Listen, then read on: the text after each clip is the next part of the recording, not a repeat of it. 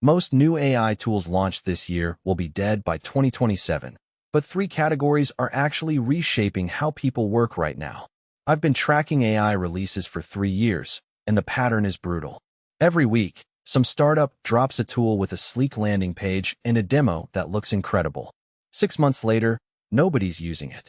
The graveyard is full of products that solve problems nobody actually had, or solve them worse than something that already existed. But here's the thing. Buried under all that noise are tools that are genuinely changing workflows. Not hype machines. Not feature-bloated ChatGPT clones.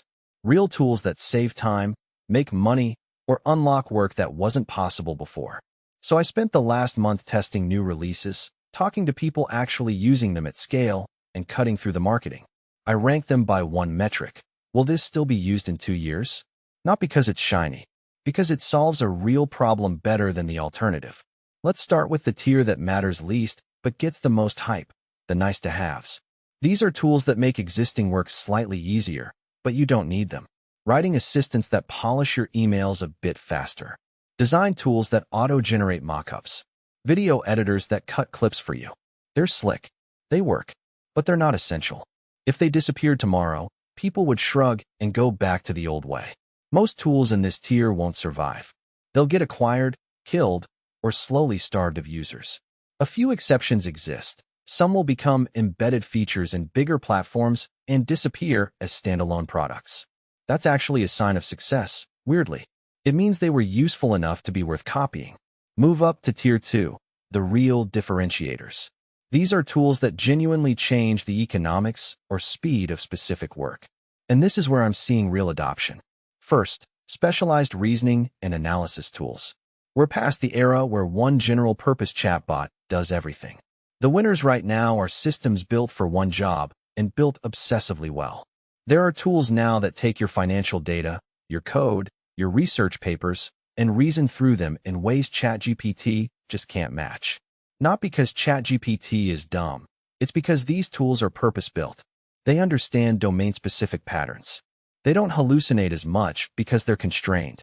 And critically, they integrate with the actual systems you use, your spreadsheets, your repositories, your databases. I'm seeing accountants, engineers, and researchers actually paying for these. Not because they're cheap, but because they save hours and catch mistakes. These will stick around because they're becoming infrastructure. Second category, synthetic data and testing tools. This one's quieter, but it's huge. Especially for companies that can't use real customer data due to privacy laws or regulation. You can now generate realistic, synthetic datasets, test your models and systems against them, and catch problems before they hit production. This is genuinely new capability. It wasn't possible at this scale 5 years ago. Enterprises are paying serious money for this. And the bar to entry is low enough that mid-sized teams are picking it up too. These tools aren't going anywhere because they solve a problem that gets more urgent every year. Third, AI that actually touches revenue. Sales intelligence tools that analyze calls and emails and surface what actually matters. Pricing optimization engines that use AI to set dynamic prices. Customer service systems that handle complex requests without handing off to a human. These are scary for some people, but they're real.